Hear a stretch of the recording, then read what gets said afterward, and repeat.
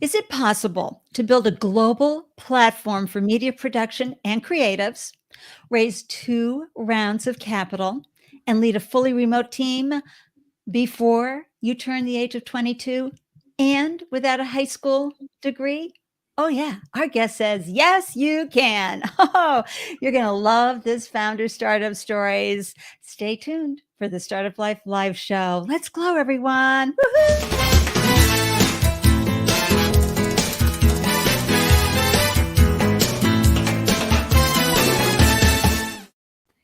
Hello, everyone, and welcome to the Startup Life Live show. I'm your host, Ande, Lyons, 4 times founder and startup champion to founders around the world. And after raising 4 businesses of my own, you know what?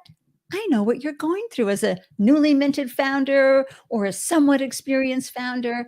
I know the challenges and the high level of uncertainty that you are walking through every day. And I just want to say, bravo to you for having the courage to launch your business. And even more so, I say bravo to you for carving out time to tune in and grab the gems from our delicious conversation today. Because as you up your founder game, your business will do better. Okay, so wicked smart, as we say here in Boston, that you tuned in to the show. And I just want to say, yoo-hoo. Hi, live viewers. Thank you for joining us for a live show. Be sure to pop your comments into the comment thread, any questions you have for the guest, and a heartfelt, hearty welcome to the replay viewers. Hi. And the podcast listeners. Woohoo. So grateful that you too carved out time to up your founder game. And if you're tuning in from YouTube and you have not done so already, I invite you to click on that subscribe button and the alert bell right there, that icon. That way you'll be alerted whenever I upload a new video or go live. And if you'd like to receive an alert whenever I post a new show, come on over to the Startup Life Live meetup group. This way you'll get an alert every time and a nice show notes and a good idea of who we're having on next whenever I post a new show, because there are founders out there that you can learn from every time, or experts, or I have investors on the show. Everything you need, right, to succeed as a founder. And if you find yourself resonating with the show's mission of amplifying diverse founder voices while serving first-time founders around the world, then please reach out to me regarding sponsorship and where you can have a greater impact on the startup life ecosystem around the world, because this is edutainment, this show. We're here to educate, but also inspire and entertain while we're sharing these deep nuggets of startup wisdom, all right, strategies and solutions. So let me tell you about our phenomenal guest today. It's the so amazing Jonas. He's the co-founder and CEO of Beazy, a SaaS-enabled marketplace for content production based out of Berlin. A photographer, freerunner, and a high school dropout, Jonas is proving that you can't let the world define your founder journey. Launched in 2018, Jonas and the Beazy team help companies find the creatives, equipment, and locations they need for their photo and video productions and give them collaborative tools to manage everything. They currently have, get this, a growing community of over 5,000 creatives in 150 plus cities in 50 plus countries. Come on. This is amazing. Let's welcome this phenomenal founder to the room, Jonas. Hi, hello everyone. Hello, Andy. Thank you so much for having me. I'm so happy to have you on the show. I'm trying to remember, I don't remember where I found you, because folks, I'm always floating around Twitter, LinkedIn, you name it. I'm out there, Instagram, and you came across my screen and landscape. I was like, what? I got to get this guy on the show. So I'm so happy that you could join me. Please let everybody know where you're hailing from. Yeah, I think we met on LinkedIn. Right now I'm in Berlin, so enjoying the beautiful weather. So this is one of the rare days where it's actually sunny outside. So today is like a very special day here in Berlin. Yeah, we're freezing here in Boston, like literally 20 something degrees. That's unacceptable. But I love that. Now, folks, you may remember that when I was introducing Jonas, that I said he's a free runner. Yeah, you've seen those James Bond movies and other things where those people are running around, they're going, flipping off of buildings, getting on top of buildings, and you're like, what? Who I'm going to share a few photos that Jonas shared with me. Look at this. I mean, he's on the edge of this balcony. He's doing a flip on this incredible wall and then another flip over on this other wall. Come on. Who does that? How did you become a free runner? I think that was because of one of my friends actually. So in high school, I always loved the extreme sports and that sort of stuff, like snowboarding, BMXing, etc. And so free running was one of those things you see on TV. It's like, okay, that's really cool, Spider-Man style stuff. And one of my friends actually that I met in high school was actually was getting started, I guess. So he kind of forced me into it, and it was amazing. So yeah. Oh my gosh, to get your body moving that way. And as a mother, I'd be like, oh no, be careful. Where's your helmet? Yeah. Fortunately, I actually never broke anything, so that was very, very lucky. Oh, that's wonderful. Well, I'm so excited to find out your journey and your pathway to how you became a founder and entrepreneurship. And I just want to remind everybody, please pop questions in to the comment sections for Jonas if you have any. And if you are a founder, be sure to amplify your brand. Let me just pull up my fun banner right here.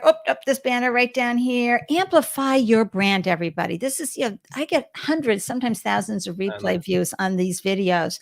This is a great way to let a viewer know, and of course, a listener on the podcast know about your business. So pop the name, one-liner, and website URL in the comments, and Jonas and I will be like, hey!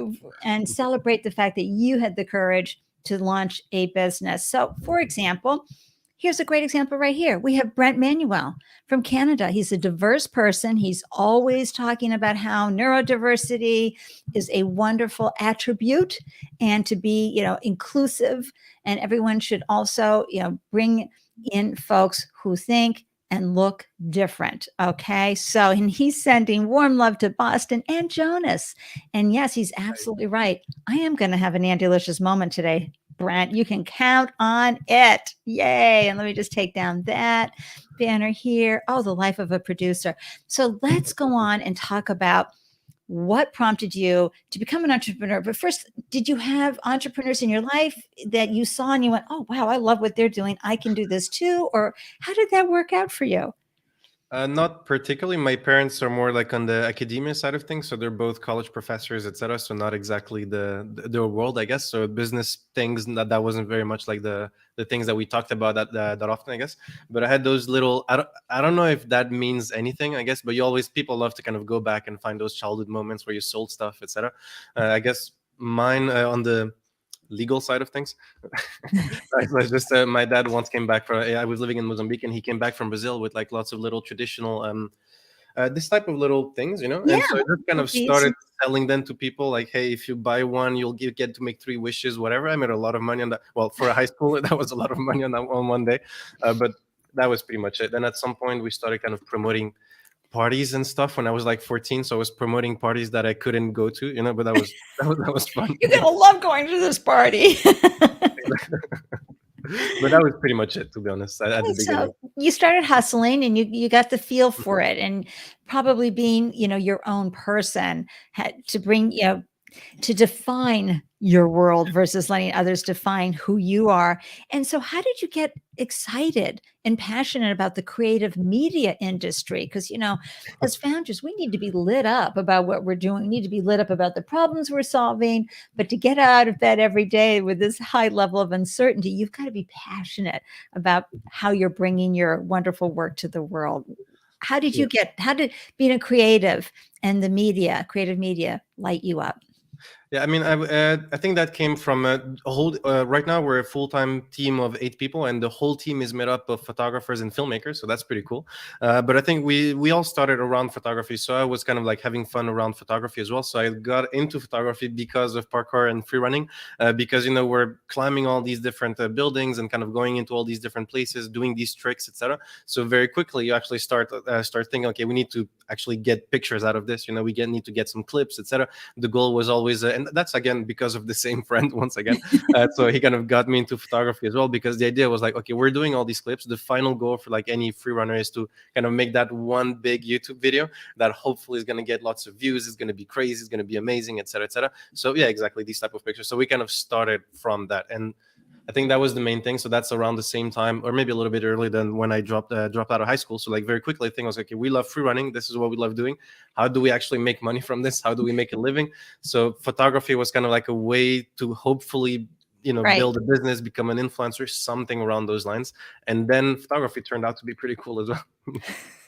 I love that. That's taking something and saying, okay, how do I make this work? And so what are we talking around 2015, 2016, 2017? So Yeah, that, probably. you had some really good examples out there of people doing this and creating videos that people wanted to watch and getting a buzz around it. And I don't think TikTok was out yet, but, Instagram was certainly out there. So, people were soaking up interesting things like that. But also, and were you using really good single lens reflex cameras, SLRs, or were you using your iPhone or Android to capture everything? At the beginning, purely just my phone. So I had Mhm. like a pretty good camera at that time on an iPhone, etc. But that was pretty much it. And we got I got a GoPro at some point, so that was very useful for like the more filmmaking side of things. But then I got very lucky. So once I think we are going like in a family holiday, I think Florida maybe or something like that. And so my mom and my sister bought like a super cheap camera, and so I kind of stole that. And so then that was the camera, I guess. You confiscated it. Yeah, exactly. I'm going to repurpose that Appropriated it, camera. Yeah, I'm going to repurpose it and use it for my needs. Thanks, mom and sis. I Exactly. love that. And I have to ask, because a lot of folks your age at the time would not dare to drop out of high school because the parents would be all over them, just saying, "What are you thinking? This is your future. Come on, Jonas." How did you blast through that limiting belief? Because sometimes folks, today it's not so much about where you get educated, unless of course you're a doctor, a dentist, or a CPA, but it's, what are you building? What are you creating? And especially in the creative industry world, that's what it's about. So how did your parents respond? And I say that, folks, not just to go, about mom and dad. It's really, you have to find the courage inside yourself to break out of a box and to break out and dissolve limitations. Yeah, I mean, I wish the story was a little bit nicer, but unfortunately, I didn't really leave them the choice, I guess. So they weren't happy because both of them are like college professors. My dad is like a how do you say, president, dean, or university, something like that. So like that wasn't particularly nice for them. Like, So they didn't like that. Yeah, but it got to the point where like literally I was waking up in the morning like 7 a.m. going to like getting out of the house as if I was going to school, only to go train all day with my friends. So like after a point, like it's been a month I didn't show up to school. It's like, okay, you're you're kicked out at some point. So there wasn't really a choice. But at that point, to be honest, it was probably a very bad idea. Like we didn't really have a plan of anything. It was really just at that point, I didn't like going to school. It didn't feel like something you need, that you're something that you're actually learning stuff. It felt like most of the learnings I'm getting off of YouTube, to be honest, at some point, and so it was like, I'm sorry, but that's where we all learn everything, right? Anything I need to know, I go, there's a video for that.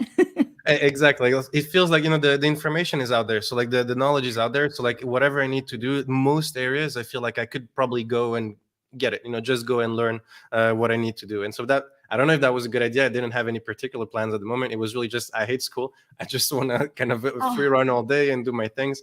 And it just kind of happened. And of course, your father is a dean at the university, department dean.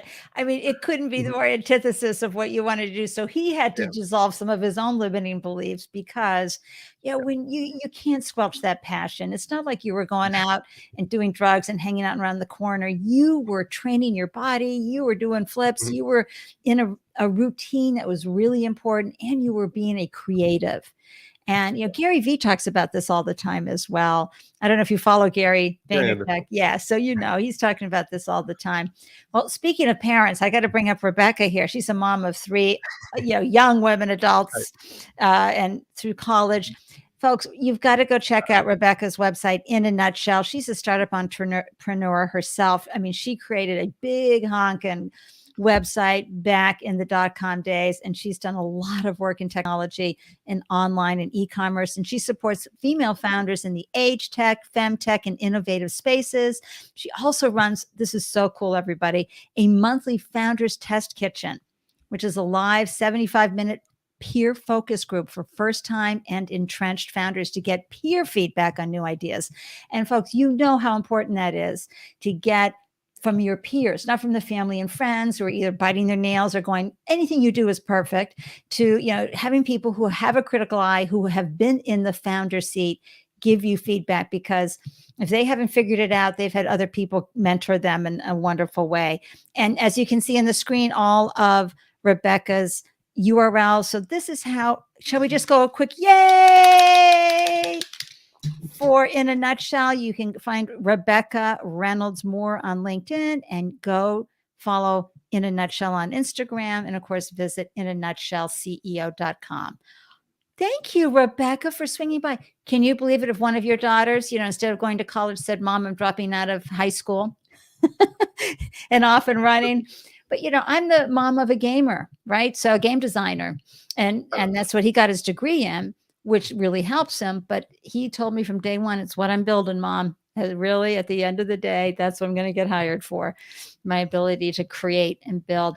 So now, yep, Rebecca's saying, "Love hearing your story, Jonas." Thank you. She has daughters all your age in that category.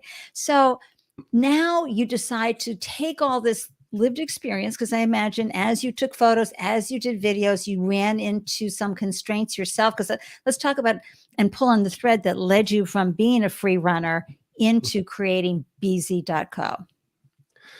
Yeah, I mean, that happened thanks to Julia, actually. So my co-founder. So I met her through Instagram, actually, through photography and that sort of stuff. So she was studying bioengineering and neurosciences at a school, like one of the Switzerland's best engineering school, I guess, like really close to my house. And so we kind of just met around photography, actually. So what she was studying completely unrelated to what we're doing right now.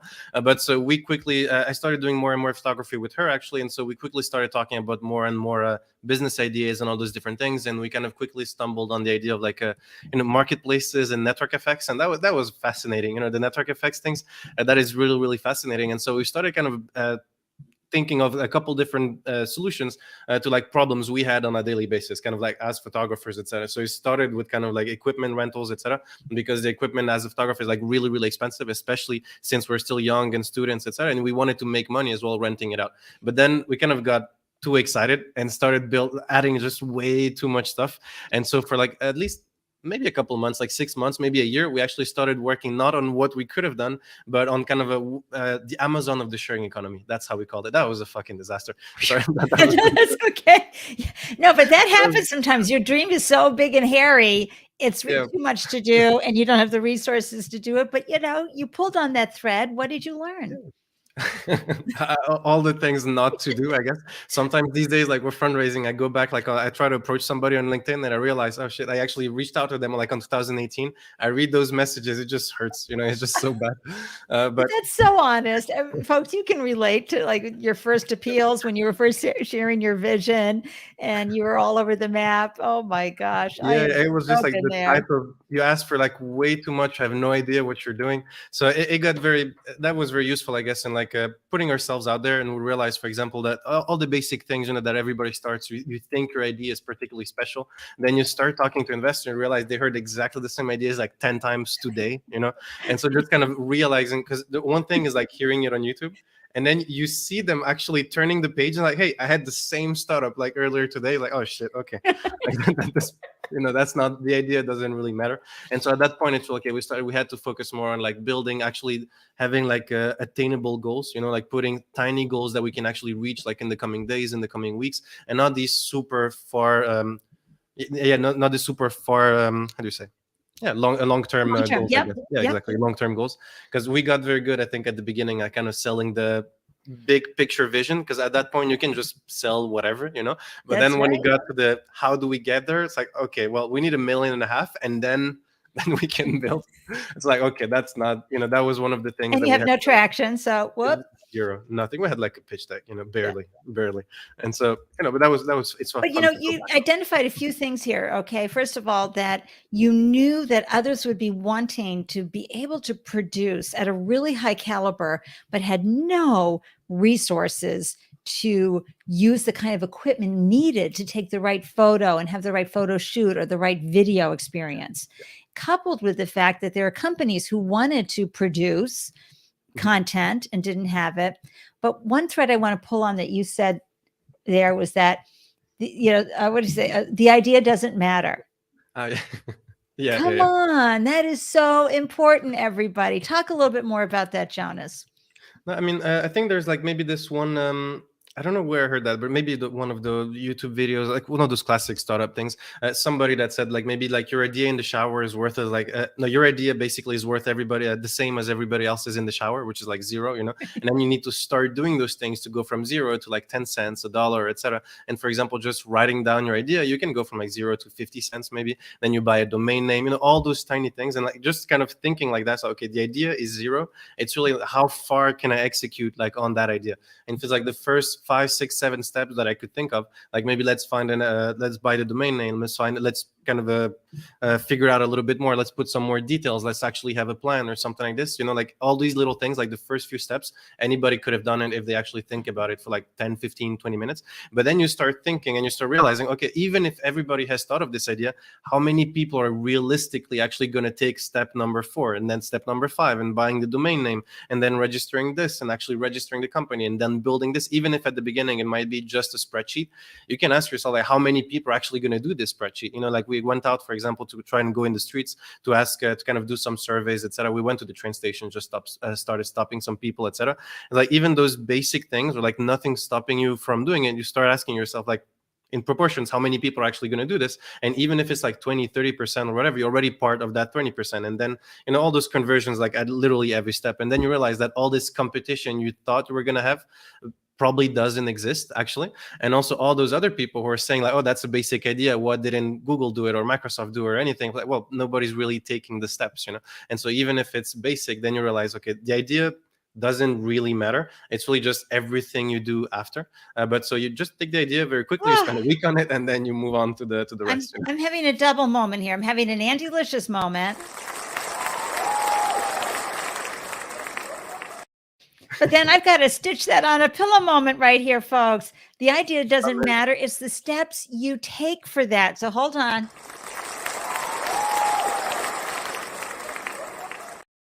Oh, I got to fan myself. That is so important. So, and it's right up there with what if someone steals my idea? Folks, you have to do a lot of steps to even just get your idea implemented, to maybe even fleshing out that spreadsheet or your itty bitty minimum viable product, your MVP that you can start showing people, that you maybe sketched out or put on a Wix website or something, right? And so you can start sharing that. Trust me. And that question that you said that, well, if it's so good, why didn't Microsoft or Google figure it out? It's because they got other much bigger things on their plate. This is why they acquire companies, who go and take the time, put in the hours and the resources, and then they go, "Ooh, we'd like to buy you. What's your number?" Exactly. Yeah. And maybe just one other thing I wanted to add just on the idea, and here's like the little backstory for Beazy, is that just I feel like very often people think that like the basic plan is going to be good, where it's most likely going to be very bad. At least in our case, it was like particularly bad. And so we technically started in like August or something like that, maybe August, September 2018. But the current business model that we have, where we actually found product market fit and traction, etc., we didn't start that until like Q1 of 2021, actually. So between 2018 and 2021, we're just kind of like running around figuring stuff out, to be honest. And so but it feels like, looking back now, it feels like, okay, we had to go through all that crazy stuff to kind of stumble on the actual business idea that made sense, and we couldn't have executed on it if we didn't already had all those extra things that we kind of wasted time doing beforehand. So kind of like luck on top of luck, but but brilliant. Everybody, you've seen that graph where it's straight lined what you think the success is going to be like, and then actually the line goes all over the place, and then you get to the success. That is brilliant. And that's why you don't want to be caged by how much time. Oh, I get that all the time. I've been at this for 12 months already. I should be further along. Who says, And Jonas, what's so wonderful about how you framed it all was that we needed to go and swirl around like that in order to come into Q1 21 and go, we got this. Yeah, exactly. So, along the way, though, you did have to start doing that prove your value prop. Okay. I mean, it's the number one reason, folks, that startups fail, that and timing. But that finding that product market fit, having customers say they want to buy it and actually do buy it, that is proving your value prop, that customers want what you're selling. And a lot of times the market doesn't want what you're selling. How did you prove Beazy's value prop, Jonas? Yeah, so I'm going to focus maybe on like the current business model. Of course. But so yeah, we actually, that was a funny story. We got very lucky, but we were in the middle of raising like a second small angel round, and in the middle of the round, we actually pivoted to more of a B2B focus, the current focus. The first reason was that we noticed the peer-to-peer model works. We feel that we proved that it works, but we really needed like 1 million users in the next 6 months. That was not going to happen. And then the second thing is that we started getting approached by other companies like Pinterest, SAP, Zalando. They were interested in the equipment and the locations that we had, but they also wanted the creatives, which thankfully we had through all the community building and events that we had. So that's when we thought, okay, fuck it, all in one, let's go. And so at the beginning, so that was kind of like improvised, to be honest. And so that kind of the demand came to us. So that was a very lucky moment. And we didn't build anything. We didn't have any way to actually deliver on those promises. So we literally did everything manually for multiple months. So that was very good to like learn and create, so really learn as much as possible. And so you had like brick and mortar places where people would come and do their photo shoots and create videos, or? No, but it's just like, let's say, for example, a fashion brand came to us. We were promising them, we have this huge network and marketplace and smart workflows, etc. In the back, it was just us acting as an agency. So we pretty much were an agency for a couple of months. It was a nightmare, to be honest, never again. But but it's just like we had to do everything manually. So like when the customer said, hey, we need like a sunny photo studio for a sunny apartment for a photo studio, we would have wished to be able to say like, yes, okay, you can just book it in 2 clicks. We didn't have that. So we were spending time on Instagram, just kind of hashtag Berlin, just until we found an apartment and DMing people and that sort of stuff. But so that worked really well. Quick help, we need a sunny apartment. Who do you know? Exactly. Just really running around town to do everything like pure 100% manually, maybe emails and spreadsheets, But that was useful because then we proved that there is the demand for this. So if we can automate it, it makes sense. Like people want to do this. There is projects for this. The budgets are nice. We can execute on this, and we know how to deliver on the project from A to Z. And so that was we got lucky on the first part, but then doing everything manually wasn't so bad in the end, I would say. Right. So, and when you did, like, how did you make that transition to saying, you know what, we can automate this. We can start bringing together tools that we learned along the way that would be really helpful if you had just that last, help a reporter out moment where, they've got a deadline at that afternoon practically for an article. Same with you on that photo shoot. We need this now. How did that prompt you wanting to be more of a platform and collaborate between creatives and those companies needing that level of support? I mean, we knew that we wanted to be a platform from the very beginning. So that's really where the fascination with like marketplaces and specifically network effects. So at the beginning, we were trying too hard maybe to like specifically have network effects and like nothing else, and like to focus on businesses that could have network effects. But then it was something that, so we kind of stumbled onto it with kind of those larger companies approaching us. And then we had to figure out the business model as we went, I guess. So we knew this had to be a marketplace, and we already had small parts of that built out, through the equipment, the locations, etc. But that's something that was really like step by step. And to be honest, even today, there's some projects that are not fully automated. So I would say we're still like 90% full automation. So we're still getting there, and we just acquired another startup like a couple of weeks ago, which helped us a lot with like so that was pretty exciting with all of the SaaS tools, et cetera. But to be honest, we're still like in the process of integrating that. So we said like in 2 or 3 weeks, hopefully, but to be seen. And more realistically, like there's a lot of tiny things which are going to take multiple months until like it's fully 100% integrated. And so you can go quite a long time without actually fully automating the whole thing. And so that was a surprising thing. And talk a little bit about that, how you were still able to hustle, but you didn't have everything in place. It's like you kind of start building out different type of workflows. So for example, like we have the payment coming through, and like we know, okay, everything is kind of organized maybe through a spreadsheet, and we have to send out the payments to all the suppliers manually. But then you just kind of try to find ways to kind of save time, So it's literally suppliers, the freelancers sending us invoices old school way, and we're going to pay them out with like a normal bank transfer. And it's just, we have a spreadsheet, we have all the invoices, and then every Friday we have a little session. You start paying out all those invoices and all those different things. And so we had this, this was on the invoice thing, that was one of the latest things to automate. But even just on like basic things, on like actually turning the project into completed, we were waiting for people to tell us the project is completed, and then somebody was manually marking it as completed, stuff like that. Yeah, no, but that's how you build it out into automation. You do the pen and paper first, right, so to speak, and you figure that out, and you go, okay, now I know exactly what kind of tools I need, and in your case, you can acquire someone. Let's talk a little bit about how you've raised money to do this. I know you've had a few rounds. Congratulations, seriously. Yes. And maybe your co-founder, Julia, you said? Yeah, Julia, and I forgot to mention Daniel as well. So he was our third co-founder. So he's the CTO as well. So he's the one having fun with all the bugs. You've got a good solid team in place, but still maybe are they equally young? And I just bring this up because, when you start pitching to investors, they're going to come up with all sorts of limiting beliefs about your ability to deliver. Can we talk a little bit about that? Oh yeah, definitely. So yeah, I'm 22 actually. So the first time I talked to investors, I was like 18. So I was dropped out of high school, no traction, no nothing. So it was good to kind of get all those slaps in the face early on, So I got that was like a reality check, I guess, from the beginning. Exactly. But then Julia is 23 as well, and Daniel is a little bit older, and so.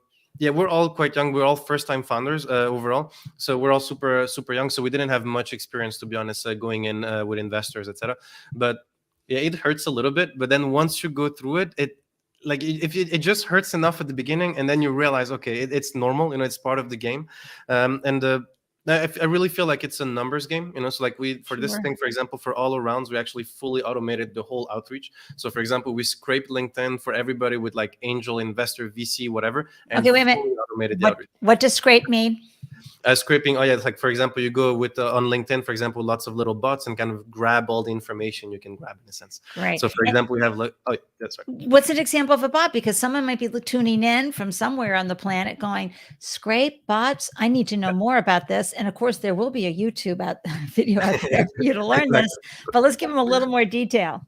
Yeah, so it's like a little program, for example, that's just going to repeat all the tasks that you give it to do, for example. So like we have a little program, for example. So we went, for example, on LinkedIn. You did a little research on LinkedIn for like everybody who matches the title angel investor in Germany, for example, and then you have like the list of 1,000 results, and then you just send an automation that is just going to rinse and repeat, grab the profile link and whatever information is on that profile of everybody who shows up on that thing, and then you end up having like a huge spreadsheet with lots of people on it, and then you start reaching out, automatically. So you have a bunch of like multi-step cold emails, for example, so cold outreach, and then you also kind of automate a couple different messages on LinkedIn, etc.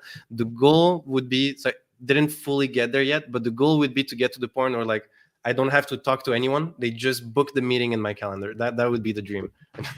It's like everybody's dream for everything. Come buy my products. Come book my time. I'm right here. Exactly. Yeah, we don't all have that kind of marketing dollars to create that level of inbound. However, when you say these bots and these tools, are these tools that LinkedIn provides that you can pay, or did you use an outside source for that? We're using outside source, so some of those we kind of had to figure out ourselves. But actually, maybe I can drop. So I think I have like a video on that on YouTube or something, like how we script it. So maybe we can send it later. Excellent. I'll put the show. Yeah, I'll get the link from Jonas and put that in the show notes. And I say that because, a lot of founders are still new like you were, but would not have thought of doing that, using the hashtag to scrape and find and collect and download and get that information so that they can go after specific investors, especially for investors who have a sweet spot for SaaS, have a sweet spot for creatives, because that's what you have to find, everybody. You don't want to have your business fold because you've got the wrong people on your cap table. Oh, I have a video for that.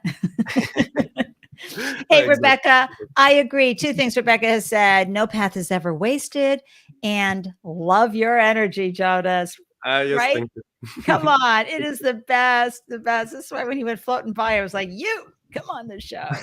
But, that's valuable information. And, we have, and Rebecca knows Allison Byers very well, Scroobious. In fact, I will just do a quick shout out to Scroobious. I know I have a little something here. And speaking of, creative, etc., they help you create a video pitch. And they do a phenomenal job, everybody. I've got the QR code up here and the link to find Scroobious. I'll have that in the show notes as well. Shout out to Allison Byers, the founder. So that what you do is you create a video. She's busy bringing in the investors so they can come and watch your video, or it's a video you can send to investors that you've scraped off of LinkedIn, like Jonas has. And this is a great way. Ideally, it would be lovely if people just said, I saw your product and think I'd like to invest. That's not how it works. What are some of the bias questions you and the team were asked when you were raising funds? And then tell us what made your investors ideal for Beazy. So what are some of the bias questions? I'm just trying to think of it, actually, but so for example, a lot of investors, because I co-hosted a monthly pitch event for 3 years, would ask, look, not even a high school education, really? Or some of them would say, okay, that's nice, but you're not even 22 yet. I mean, are you even legal to be doing anything? Some of these questions that would be maybe a red flag for them. How would you and the team come back and say, yes, but this is what we've done so far. This is our vision, etc. Yeah, I think we had those questions maybe like a couple times, but actually way less than we expected, and that I feel like most people think is going to happen. So the first tip I would say is just like, don't say it. Like if you dropped out of high school or super young or whatever, like if you don't mention it, but probably nobody's going to ask. So like just don't mention it. Maybe for example, another thing that is actually I could have said actually, Julia, my co-founder, is actually my girlfriend as well, and so we actually live together and everything. And so since if I said that I was my wife, for example, all of a sudden it's like, okay, you're married, etc. Nobody really asks any question. But since we're quite young, and once people asked us, like, are you guys going out together, that sort of stuff, so we had to actually explain those things, and so that made for like some pretty weird conversations. But then I quickly realized that if like we have our kind of standard answers, etc. So like I know how to reply if somebody asks. Yep. But overall, like you don't particularly need to know. So I'm just not gonna particularly say. So if I have like a nice diploma or something, for example, I actually don't show off my credentials, but I show off Julie's credentials because she went to like a really nice school. So like if you don't need to say it, just don't. I would say the first thing is just don't say it. And then the very surprising thing that I really liked with kind of like the business world compared, for example, to academia and all that stuff, is that if you can deliver, if you can execute, it doesn't matter in the end, And so here I would focus, if you're in one of those situations, where like you feel there's something kind of playing against you and people are asking, can you prove that you can do it, etc., then those are one of the moments where maybe you have to focus on actually executing, having some level of traction, or like being really good with the plan or something like this, so that people can deny it, that you did something and you're moving things, So like if you're making things happen, it doesn't really matter who you are. So that's right. One thing that I like with the business world. I love it. You know what I want to do? I want to share your website real quickly. Is that okay? Right. Yeah, for sure. And we can walk people through it. And here we go. Yeah. There it is. So this is, and I'll start scrolling down. So you pulled a way for everybody to do content easier. You can showing who's trusting you, all the users around the world, which is so exciting. And then showcase your brand in the best possible light, popular shoots. I mean, you can go through this and get all sorts of things. And then the perks, all in one solution. Talk a little bit about the platform. For viewers and for our podcast listeners. Yeah. So it's pretty straightforward. So let's say you're a fashion brand or anything like that. So for example, you need to produce any type of photo or video shoot literally pretty much everywhere in the world. You can simply go to Beazy, create an account. It's all free, and just post your project. So in order to post your project, you just need kind of like a description. What are you trying to do? What is your budget, like ideal budget? What is your deadline? What are your deliverables? All that type of stuff. And so we kind of have two ways, because we have two types of customers. So if you know what you're doing, if you know what you need, and you want to kind of handle it yourself, you could simply post it and with all the right offers. So saying exactly I'm looking for a photographer, a filmmaker, a makeup artist, a model, etc., people will start bidding to your project, applying and bidding to your project. You can choose who to work with based on price, quality, experience, location, offers, all those different things. You simply select who to work with, and then you can book them, and we give you all the tools you need to kind of facilitate and collaborate around that project. So you don't need to. You have I everything you need, I guess, all in love one. that. Yeah. Oh, yay. I mean, folks, you get this, right? So now we can move into like, what is your scaling strategy? Where do you see all of this happening?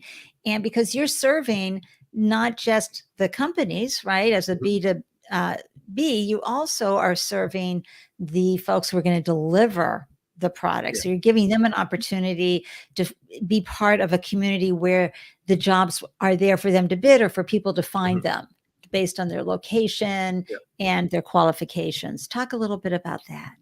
Yeah, so we're in kind of quite of like a weird situation. So I think most marketplaces are where like you're trying to scale kind of two businesses at the same time very often. It's like two sides of the marketplace, sometimes maybe even more. So we got lucky again because we wasted so much time going around with all those different things that we actually managed to build a big community before we had focused on the B2B thing, mostly by actually focusing on events and community, etc. So we spent pretty much 2 or 3 years actually only trying to figure out how to onboard the supply side. So that worked really well for us. Like through social media, for example, quite a lot of events, which kind of generated quite a lot of word of mouth, user generated content, etc. And then most importantly, using quite a lot of bots and automation. So that's kind of come back to the same strategies with the investors, scraping, spamming. It works really well, So that is great because it's super scalable, super cheap, and highly targeted. So these bots and automations, if you can make them work for you, it makes a lot of sense, and you can pretty much scale them infinitely without really too much additional cost. So that is really cool. But then we started focusing a little bit more on the demand side. So how do we get these projects in? How do we get their customers? Because these great people are ready to deliver. Exactly. So we have the people, and even if we don't have, so for example, one thing is that right now we have 5, maybe 6,000 creatives on the platform. We're actually not trying to grow the supply side of the platform because we know how to get it so that when we can grow it pretty much whenever we want. So we don't have to particularly spend our time focusing on that. So we can spend most of our time on the demand side, and we know once we'll have the demand, the supply just kind of comes. So that is like a really cool thing. So right now, direct sales, LinkedIn again works really, really well. Bots and automations again, we're testing out kind of like paid ads for that kind of the first time. So it's interesting. We didn't have enough data that we can really kind of throw a lot of money in, but it's interesting at least to kind of have a better idea. And we're getting some, how do you say, motivating, exciting results, I guess. So we'll see. Yeah, well, that's just the beauty of data, folks. Remember, marketing is your strategy. Tactics are how you implement your strategy. And so really understanding why would the buyer, customer want to use our platform? What would drive them to say yes and visit and hire and engage and do all of that? That's why you want to spend the money, invest the money in your marketing with your marketing dollars and find out the return of investment, and also do something that is so important. And I'm always talking about this. I've got to go find it in my everything here, but it's nope, guess I'm not going to find it. Yes, here it is, everybody. It's my favorite, how to calculate the LTV CAC ratio, right, Jonas? Yes. Unfortunately, I have no idea how. Have I got the video for you? Right there under Andy Licious advice, you'll find how to, because folks, this is what is going to cost you to bring these customers on. Jonas is laughing. Most people are like, say what? And that's how I start the video off. You're like, what? I'm just trying to run a business here. What do you mean I got to know what this is? But it gets thrown around a lot. And what's it going to cost us to bring those customers on board so that we can bring that down, right? And each time. So when you started to acquire customers, what was that like? And talk a little bit how you created a revenue model around this whole, media production needs meets creative who can meet those needs. I mean, the first thing, I was just laughing because I was thinking maybe if I had finished high school, then I would know how to calculate. No. People come out of graduate school and they're still kind of like, LTV. Exactly. No. No, but I agree. Those numbers like super, super important. So it's really important to understand like what type of customers to go after, how much it's going to cost you, etc., and how much money you're actually going to make, and how much you can sustain the business and all those different things. So those we had to kind of figure out, and thank God we did, I guess. But right now, so we the part where we did everything manually last year, that was super useful, because for us, we realized that, okay, for this business, pretty much every type of business needs photos and videos at some point. But to make our business work, to make our marketplace work, we need the type of customers which are going to have enough recurrency to actually come back, that are going to actually come back very often. So for example, we thought, oh, restaurants, there's quite a lot of restaurants, they probably want to have photos. And we realized, okay, yeah, the sales cycle to actually sell to restaurants is not super long. It's actually quite easy to sell to them. The problem there is that once a restaurant has all their photos, you realize that the only photos they need is probably photos of their food, like once, maybe to put on their menu, and maybe like food delivery apps. Once they have them, the next time they're going to do a photo shoot is like in 5 years, so that just doesn't make sense. And so that is the thing, like we need the type of customers who are going to come back every week, every 2 weeks, every month, that are going to actually have this need. And so for us, we're clearly focusing on e-commerce, fashion, and real estate. Those are the type of sectors that have this high recurrency, have the volumes, and we're going for like average ideal budget size between 2.5 and 10K. So we had to test a lot on this. So that was pretty cool. Yeah. Hey, this gives me so much confidence, right? If you're tuning in and you like investing in companies, this gives me a lot of confidence in that initial vision that you had. Okay. A lot of times we have that big, hairy, audacious idea, but we need to go way back, scale it way back, and find that one little niche, find those little things, and have these experiences that Jonas is talking about. Because boy, doing it manually, figuring all those parts and points out, and also coming to the understanding of what is the long-term value of that customer. So the restaurant people, one and done, versus e-commerce, e-commerce, they got to constantly be pushing out different photos, different models, different locations. Exactly. So as we say in Boston, that was wicked smart of you to go that route. And so where do you see it going next? Like, I know you're global. You've got people around the world who are working on this and are available as far as creatives, et cetera. What's next? Because I know it's, content production. Oh, let me bring up the thing. Content production, one platform for media production, and you're making it easy. And hey, folks, do you see that discount code right there? Get 10% off your first project. Use code BZY, capital DEMO. Link will be in the show notes for folks. But thank you for that generous opportunity for the Startup Life Live community. No problem. We could have done better on the code. If it doesn't work out, just send me a message on LinkedIn or something. Okay. Yeah. But where would you like to see the company going? Because you've had 2 rounds of capital. How did the use of funds leverage your ability? Was that so you could go into LinkedIn and do all this testing and find out where the best customers were? So for us, it was pretty small round, so mostly business angels, etc. So we're actually in the middle of like raising a larger VC round right now. So this is why I have all my arguments and stuff right now, because I'm pitching people like every day. But no, the capital we raised previously was very good, like mostly to kind of grow our team, have all the right people that we needed to start building, and kind of give us the time that we needed to be able to understand where to go, where to focus, etc. It was really, in a sense, when I look back on it, I guess we tested quite a lot of things, and a lot of things that didn't work out, a lot of things that worked out. Kind of looking back on it, it was really just kind of, it bought us the time we needed to understand what we're doing, So it was really, in a sense, it's kind of true, because like we had a pretty wide direction. It's like, okay, we have an idea that somewhere in this direction something is interesting, but now you need to be much more precise and much more focused on where to go, and as you said before, right, like how you're actually realistically gonna get there. That's not right. just the super big picture. But right now I feel like we still have quite a lot of things to build and to resolve and bugs to fix pretty much all over But the I place. love that you've already acquired a company that had a tool that you knew you were going to need. And that brings me to the talent acquisition component. When we started this conversation, you said you had 18 employees remote. Eight. Hello, Andy. Listen, 8 employees, but you still had to onboard them and they're remote. How are you leading? How are you and the team leading this remote team?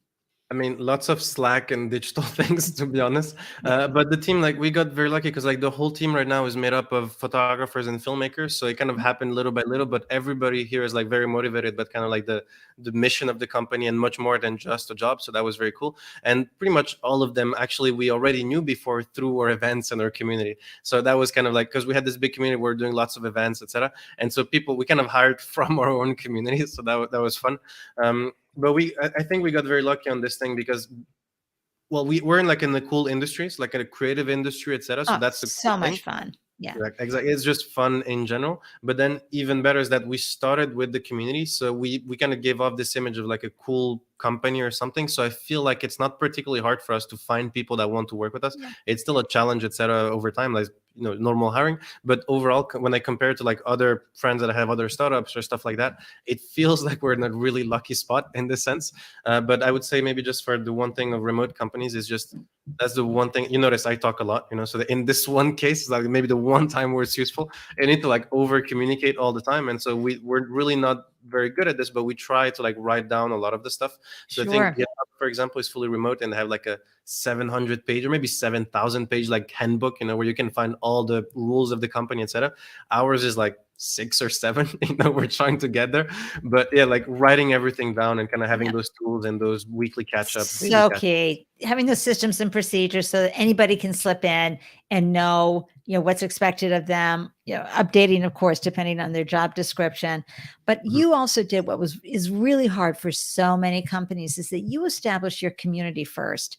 And it was because it was pre-COVID. So you were able to go to events and see people, and it's creative. So they all know about the hustle culture. So they knew that they, being on the different social media platforms would help them. And then you were able to connect and keep building and lifting folks up. I love that. Something fierce. You have shared a ton of tools with us in this conversation, Jonas.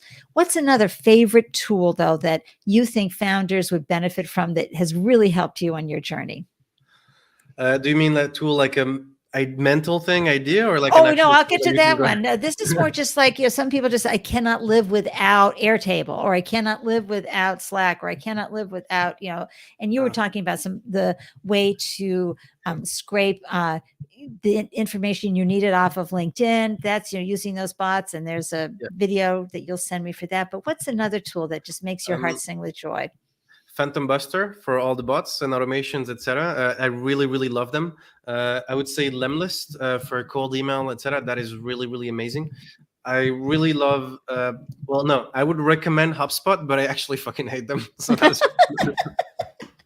And I'm laughing, everybody, because HubSpot was born here in Boston. Okay, I Yeah, remember when they were just getting like their diapers, for crying out loud. They're an incubator here at MIT, and then they grew to this. They're amazing and they have a really amazing story, actually. Yeah, but the product is really amazing. But I hate them. It's a joke, but it's just because like the product is so good that like you start and you can never leave. Like there's just no way we can ever leave HubSpot, and that sometimes it infuriates me because like it's really good, but I know we're just here for life. I love that. Like that's the best testimony for HubSpot ever. We can't leave. They're so good. I hate them. That's beautiful. I'll let them all know that you said that. I'll be taking that little framework there. That's great. And then let's go into the the mindset part, because you're a young man. You are evolving. You have decades ahead of you. I have shoes older than you. So we know that you're human. You have had to overcome your own feelings of inadequacy and frailty and all of that. So in order to keep stepping up and improving your founder game on the mental front, how did you do that with your mindset? I'm not exactly sure on this one. I don't know if I have like a really nice phrase or something to say, but I would just say maybe like not particularly about me, but just realizing about other people that most people don't really know what they're talking about, and so I feel like, okay, we're all in the same boat. It's all right, because very often, like I had, sometimes I was lucky to kind of maybe speak after an event to somebody like on stage or something like this. And when you get these moments, where you're actually speaking with them and they seem really kind of imposing and really, they knew, really smart and all those different things, on stage, and then you talk to them afterwards, and like they actually tell you like half of these things I don't know what I'm talking about. It's like it's not as easy as it sounds, etc. And like maybe some of these things, especially like with founders, etc., like you kind of have this incentive, even right now, like you kind of always have to give off the impression that everything is doing good, etc., etc. But once you start talking to other founders behind the scenes and you realize, okay, they're going through exactly the same problems as me, like they have no idea what they're doing exactly like me, like, okay, it's all right, it's all right. Folks, this is the biggest mythology out there about entrepreneurship, that everybody knows what they're doing. No. And there's a wonderful TED talk for that, and this guy has created quite a few very successful, one being a unicorn businesses. And he readily says, I'm scared every day. And I honestly don't know what I'm doing. And I'm figuring it out on the fly. And we're all like, what? Yeah, exactly. Because just like and parents know this, each kid that comes out, they're completely different and they definitely don't come with instructions. And so what worked for one business doesn't work for the next business. Same thing here with your kids. And so I really admire anybody who chooses this founder journey. And I have a video coming out, Jonas, where I tell everybody nobody loses when they launch a business ever, no matter what the outcome is, you will always win. What hard thing are you working on right now that anyone tuning in, podcast listeners, yay, replay viewers, mwah, and of course our live viewers, how can we add wind to your sales? Right now we're working really hard on like the full automation and kind of expansion of the platform. So of course sales are always interesting, so if anybody has a project or anything like that, you need a photo or video shoot, feel free to reach out to us. We'll give you a nice little discount and all those things. We're always happy to help. But most importantly, if anybody has experience in like actually scaling marketplaces and dealing with network effects, etc., that's something we're always very happy in discussing about, etc. So that's something that's super interesting, always to kind of hear how other people went through it, all the learnings you had, etc. And then maybe a more specific thing, SaaS pricing. We're having a little bit of fun with the pricing of the SaaS tools these days. And so we're doing a lot of testing, etc. And so it's very nice to talk to other founders or anybody else who kind of worked on kind of optimizing the pricing of any different types like digital tools through memberships, etc. That is always like a super interesting topic. I love that. Okay, folks, did you hear that? If you're ever on a show, podcast, anywhere, did you hear how Jonas was beautifully prepared to just rattle that off, how people can help? You need to be that way too, wherever you grow founders. That's just phenomenal what you just shared there, Jonas, and how folks can help you and add wind to your sales. Love that. Any last words before I pop you in? And before you say anything, let me just post this right back up here again. Beazy.co, all-in-one platform for media production. Get 10% off your first project. Use code B, lowercase cy, capital uppercase D, EMO. Links are going to be in the show notes for sure. Any last thoughts before I pop you in the green room and wrap up the show? Maybe just to kind of another thing on like the previous question on like the things for all the founders, et cetera, et cetera. I was maybe just going to say, like, if anybody's thinking about like doing a startup or anything like that, the biggest advantage, I think, like that it works or fails or whatever is going to be the learnings, for sure. I feel like being a founder is one of the ways that you learn the fastest, because you have no idea what you're doing. Like, you're literally improvising every single day, and sometimes you're literally kind of you wake up in the morning and you go to bed at night and you feel like, okay, I learned 5 different things today. You really feel like, okay, I actually learned a very specific skill today, and I know what it is, and I can prove that I can do something that I couldn't do this morning. And so that's, even if it fails in the end, it feels like I never learned so much so fast. So I love that. That's why they say when you're launching a business, you're building the plane as it's taking off. Exactly. That's wonderful advice. I'm so grateful you came on the show, not just to share your incredible insights and solutions and strategies and inspiration from your founder journey, but to share your own personal deliciousness. As Rebecca said earlier, she loved your energy. I do too. I'm sure everybody tuning in is going to go, I can't get me enough of Jonas. I hope so. Okay, very nice. Thanks so much for having me. It was very nice conversation. Oh my gosh. So I'm just going to pop you in while I wrap up. Don't go anywhere. Thank you, Jonas. Thank you. My gosh. See, this is the kind of show that you just want to tune into and get a shot in your arm of Jonas's energy, his deliciousness, and his attitude, and how he looks at the world, because it's how we frame it, right, folks? Our ability to frame it in a way that leaves us feeling joy-filled and enthusiastic. Hey, I learned 5 things today, instead of, oh my God, it was a disaster. Not that disaster's bad, but it's great to be able to reframe everything. I've got some great shows coming up in April. Seriously, we have investors on, we have incredible founders coming on to share their startup stories and what they're doing. Very exciting. So please hop on over to the meetup group, join the Startup Life Live meetup group. Links will be in the show notes. For those of you viewing, you can scan that QR code, and that way you'll be alerted whenever we launch a new show. Okay. I'm so thrilled that you tuned in and upped your founder game, because as you do better, your business will do better. I know I'm a broken record around that, but it's true. And we learn from other founder journeys, and especially we feel a lot less isolated, right? Oh my gosh, Jonas was just very candid about the journey. I'm sure all of you are feeling like, okay, I'm not the only one. Yay. Until I see you again, I'm wishing you a delicious day everywhere you glow. Mwah. Stay strong and focused, everyone. See you soon.